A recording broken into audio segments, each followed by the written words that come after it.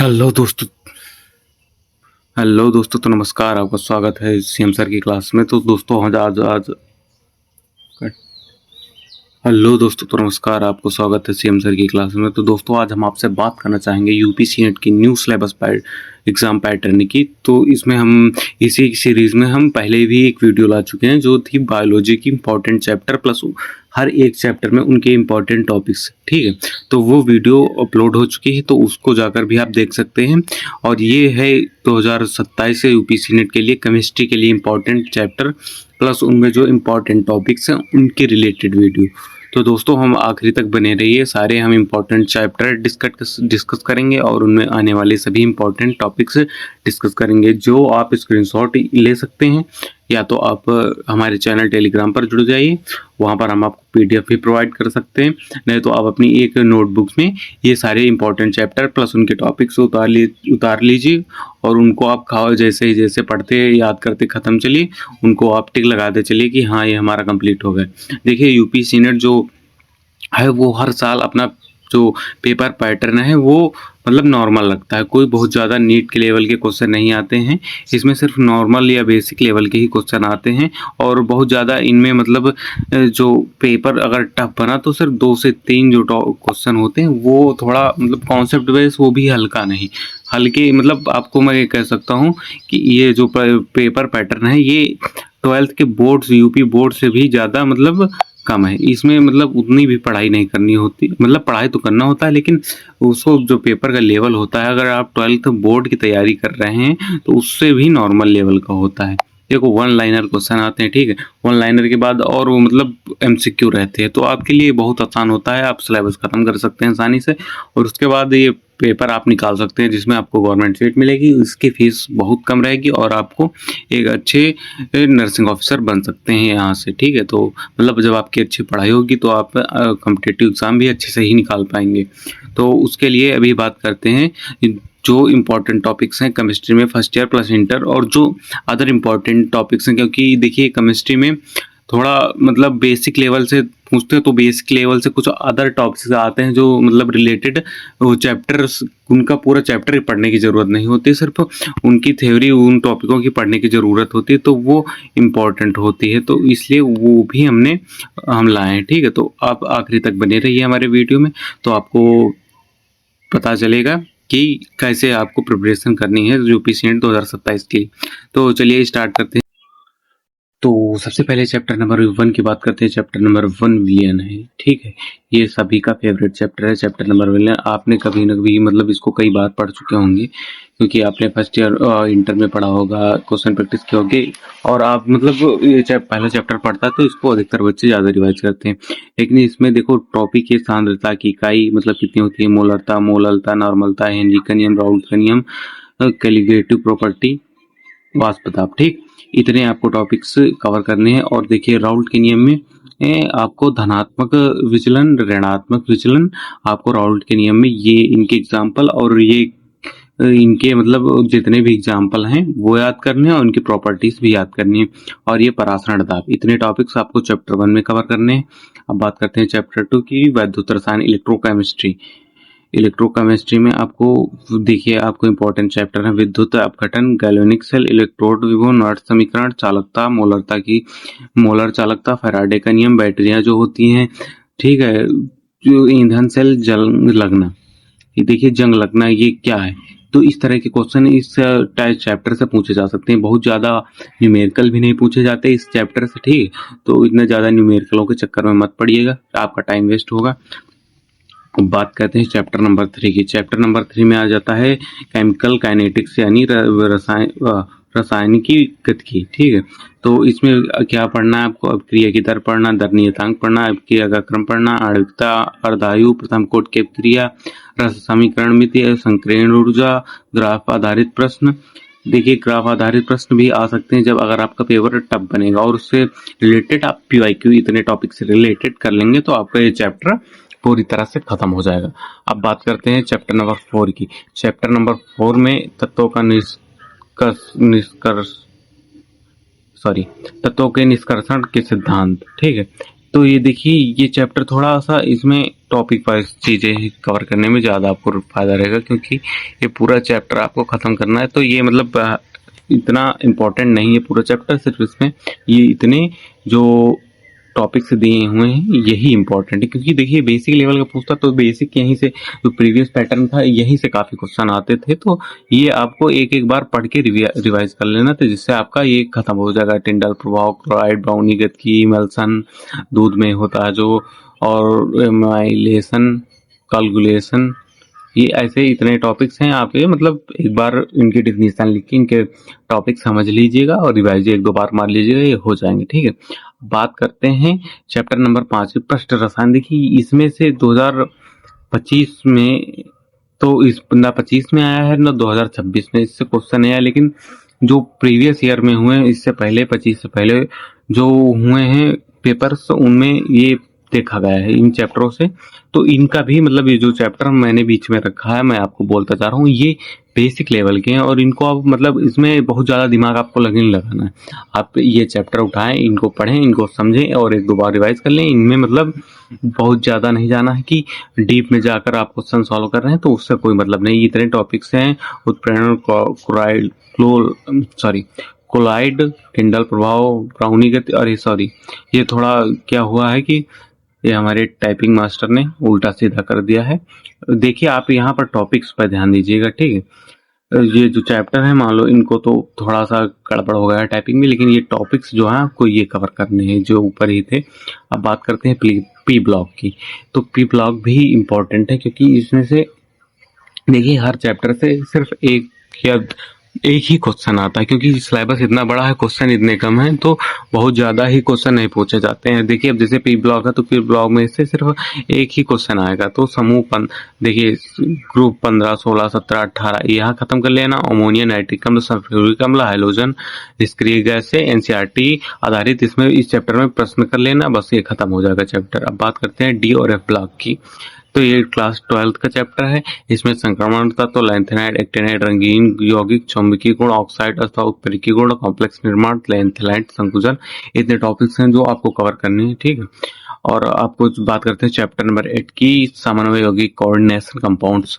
इसमें लिगेंड्स हैं, समन्वय संख्या, नामकरण, समावयवता, वीबीटी, सीएफटी, चुंबकीय गुण, रंग, ईडीटी, ईडीटीए और महत्वपूर्ण इसमें के क्वेश्चन कर लें। जो आपकी जो सीरीज चलेगी उसमें हम सारे क्वेश्चन करवा देंगे। आप निष्कंटक रहिए, हमारे चैनल पर बने रहिए, सब्सक्राइब करके लाइक कर दीजिएगा, तो जिससे आप हमसे कनेक्ट रहेंगे और हम आपकी पूरी प्रिपरेशन यूँ करवा देंगे सिर्फ उंगलियों पर, क्योंकि इसका पेपर इतना टफ नहीं होता। जो हजारों की 4-4, 5-5 हजार की लोग बैच भेजते हैं, उनका कोई मतलब नहीं है लेने का। ठीक है, अब बात करते हैं, देखिए लोग कहते हैं ऑर्गेनिक में से क्वेश्चन आते हैं, नहीं आते, लेकिन आपका काम है, अभी आपके पास बहुत सारा टाइम है, तो आप एक बार पढ़ लो, क्योंकि हर साल थोड़ा बहुत पैटर्न बदलता है। अगर आना देखो एक दो क्वेश्चन, अगर पैटर्न बदल गया और आपको एक दो क्वेश्चन नहीं आया, आपने नहीं पढ़ा, तो वो आपकी पूरी साल की मेहनत है चुटकियों में मिल जाएगी, तो मिट्टी में मिल जाएगी। तो कहने का मतलब है कि आप अभी टाइम है तो इनको एक बार नोट्स पढ़ के नोट्स बनाए, मैं जितना करवाऊंगा इंपॉर्टेंट, उसके बाद रिवाइज कर लेना 2 से 3 बार, आपका काम हो जाएगा।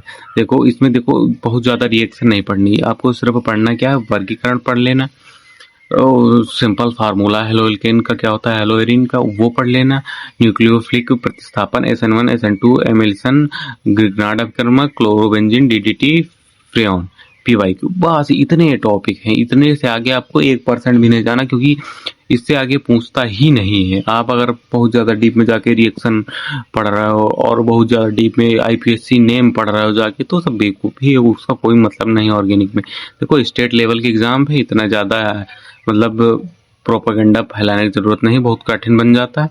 तो अब बात करते हैं next chapter alcohol, phenol, ether की। ठीक है, तो इसमें क्या होता है, अल्कोहल का वर्गीकरण, फिनॉल के गुण, ईथर का संरचना, अम्लीय प्रकृति, निर्जलीकरण अपक्रिया, Lucas test, Kolbe reaction, Reimer Tiemann, Williamson, NCERT question कर लेना, बस इतना ही आपको करना है। बस इतने 10 टॉपिक हैं, 2 2 4 2 3 6 2 4 8 2 5 10 टॉपिक हैं, बस 10 टॉपिक आप नहीं खत्म कर सकते, तो यही कर लेना, आपका इतना हो जाएगा। और हम जो क्वेश्चन प्रैक्टिस करवाएंगे कर लेना, बस आपको केजी में पाने से कोई नहीं रोक सकता, इतना ही आपकी प्रैक्टिस हो जाएगी। क्योंकि आप देखो अभी 4-5 हजार की देखो बैच लेकर आप पढ़ोगे, उसका कोई मतलब है नहीं। ठीक है, क्योंकि वो लोग भी चलो अच्छी बात है, बैच देते हैं, मेहनत करते हैं, आपको पैसे कमाते हैं, आप देते हैं, आप कहीं ना कहीं देंगे, ठीक है।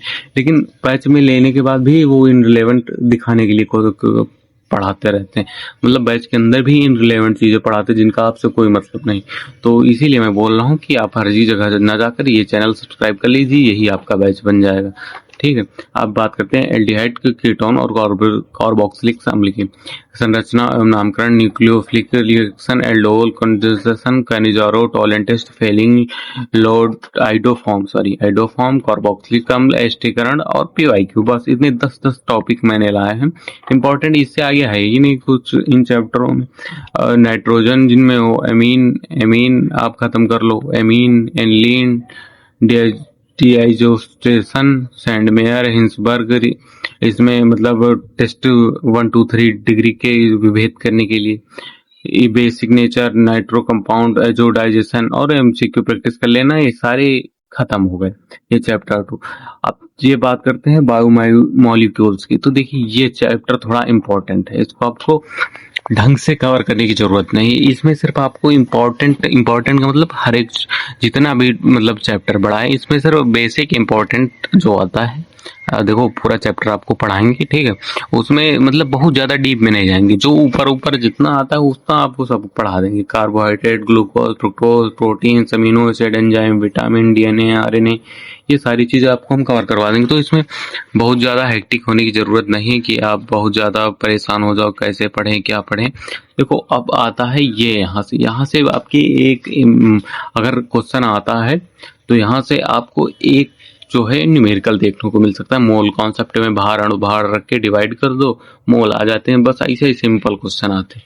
तो इसमें मोल कॉन्सेप्ट है, इंपेरिकल फार्मूला, मॉलिक्यूलर फार्मूला है, स्टोइकियोमेट्री, समावेवता जिसे कहते हैं, लिमिटिंग एजेंट है, मोल कॉन्सेप्ट है, एटॉमिक स्मॉलर मास, सिग्निफिकेंट फिगर, न्यूमेरिकल्स इस पे आ जाते हैं। जो मैं आपको मैं एक वीडियो लेके आऊंगा 15 से 20 मिनट का, उसमें जितने भी न्यूमेरिकल करवाऊंगा कर लेना, पूरी क्लास में से एक भी न्यूमेरिकल बाहर नहीं जाएगा, ठीक है। तो उसके लिए आपको परेशानी होने की जरूरत नहीं। मैं एक वीडियो लेकर आऊंगा जिसमें 11th प्लस 12th के जो न्यूमेरिकल वाले पार्ट है उनके हम न्यूमेरिकल इंपॉर्टेंट करवा देंगे, जिससे आपकी वो भी टेंशन खत्म हो जाएगी। सिर्फ एक वीडियो ज्यादा से ज्यादा मान लो आधा घंटे की हो जाएगी, और उससे ज्यादा नहीं होगी। उतनी देर में आपकी पूरे न्यूमेरिकल पूरी 11th 12th के खत्म, जिनसे ये आते हैं।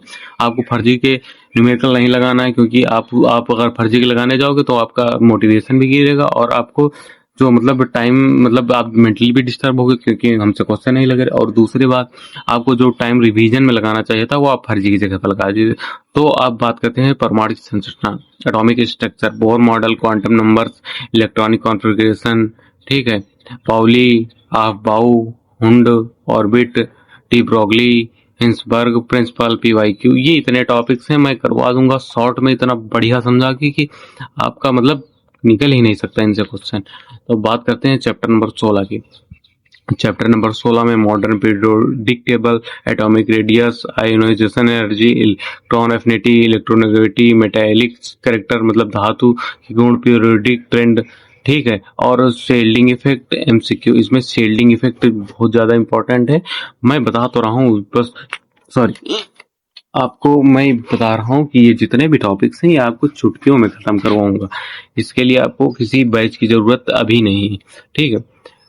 तो अभी बात करते हैं रासायनिक बंधन एवं आणविक संरचना की, ठीक है। तो आयनिक बॉन्ड इसमें हो गया, covalent bond, coordinated bond, VSEPR theory, hybridisation, molar shape, hydrogen bond, dipole moment यानी द्विध्रुव आघूर्ण, बॉन्ड ऑर्डर, एनसीईआरटी क्वेश्चन कर लेना, और मैं जो करवा दूंगा वो कर लेना, बस काम खत्म हो जाएगा। चैप्टर नंबर 18 ऊष्मागतिकी, थर्मोडायनेमिक्स, ये इसमें भी जो प्रॉपर्टीज है कुछ आती हैं, और मतलब थ्योरी बेस्ड आता है, इसमें न्यूमेरिकल नहीं आते, ठीक। तो इसकी बात करते हैं। इंटरनल आंतरिक ऊर्जा, एंथैल्पी, एंट्रोपी, गिब्स ऊर्जा, Hess law, first law, second law, heat capacity, इतने टॉपिक्स हैं। ये भी इंपॉर्टेंट चैप्टर है। चैप्टर नंबर 19 केमिकल इक्विलिब्रियम, आइकोनिक ली चार्ट principle, pH, buffer solution, hydrolysis, solubility, product, common ion effect, weak acid base numericals, इतने न्यूमेरिकल्स इसमें ना के बराबर आते हैं, ठीक है। चैप्टर नंबर 20 एयर पॉल्यूशन। अब देखो मैंने ये जो टॉपिक लिया है ये आपके चैप्टर में मतलब न्यू एनसीईआरटी में नहीं होगा। देखिए ये मतलब इसको मेरा ये टॉपिक लाने का मतलब ये था कि इसमें जो मतलब पैटर्न है दो सीनेट का, इसमें ये यहाँ से जैसे एयर पॉल्यूशन से पूछ लिया, सबसे ज़्यादा ओजोन परत की हानि किस कारण होती है, वाटर से पूछ लेता है, ठीक है, वाटर से पूछ लिया, सॉइल पॉल्यूशन से पूछ लिया, ग्रीन हाउस इफेक्ट पूछ लिया, इसमें पूछ लिया ग्रीन हाउस गैस कौन सी है, ओजोन लेयर से क्या खतरा है, किन किन गैसों से ओजोन लेयर है क्या, इनसे मतलब ये 2026 में भी ये क्वेश्चन इनसे ही आया है। तो मैंने ये मतलब एक्स्ट्रा टाइपिक टॉपिक ऐड कर दिए हैं जिनसे आपको बीओडी सीओडी इन्वायरमेंटल प्रोटेक्शन इतने टॉपिक्स हैं, ये मतलब आपको एक्स्ट्रा टॉपिक्स हैं जो आपकी एनसीईआरटी में नहीं है, ठीक है, जो न्यू एनसीईआरटी है मतलब आपके सिलेबस में नहीं है, लेकिन इनसे क्वेश्चन आते हैं। अभी भी 2026 में इतना अच्छा मतलब पेपर रिलेटेड 11-12 था, लेकिन इनमें से टॉपिक में से क्वेश्चन एक या दो क्वेश्चन आए थे। तो इतने टॉपिक्स हैं, आपको इतने 10-10 करके टॉपिक्स बता दिए, इनको आपको बढ़िया से समझ के पढ़ लेना है, उनकी थ्योरी नोट्स में बना लेनी है, उतार लेना, उसके बाद वो रिवाइज करते जाना, आपका सिलेक्शन ऐसे हो जाएगा। तो ये थी हमारी ये इंपॉर्टेंट क्लास इंपॉर्टेंट चैप्टर की, जो इससे पहले बायोलॉजी की सारी इंपॉर्टेंट क्लास जो चैप्टर हैं उनके टॉपिक्स इसी तरह मैंने समझा दिए हैं, जो आप पिछली वीडियो में जाकर चैनल में देख सकते हैं। और अभी नेक्स्ट वीडियो आएगी जो होगी फिजिक्स के जो इम्पोर्टेंट टॉपिक्स हैं उनसे रिलेटेड। तो अभी चैनल को सब्सक्राइब कर लीजिए इसी तरह के मोर कंटेंट के लिए, जो आपको आपकी 2027 के लिए आपको एकदम तैयार कर देंगे इसी चैनल से। मतलब मैं आपको यही बोल रहा हूँ, ये चैनल ही आपका बैच हो गया। जिस दिन आपने ये चैनल को सब्सक्राइब किया वो आपकी बैच बन चुकी है, क्योंकि मैं इतना इसमें सिस्टम से पढ़ाई करवाऊंगा जितनी बैच में भी नहीं होती, क्योंकि उनमें सिर्फ बकवास या इनरिलेवेंट चीज़ें पढ़ाते तो हैं लेकिन उससे ज़्यादा कचड़ा पढ़ा देते हैं जो आपके कोई मतलब नहीं है, ठीक है। उसको आप पढ़ोगे उससे आपका दिमाग फर्जी चीज़ भरेंगे, उससे आपका एग्ज़ाम निकलने वाला नहीं।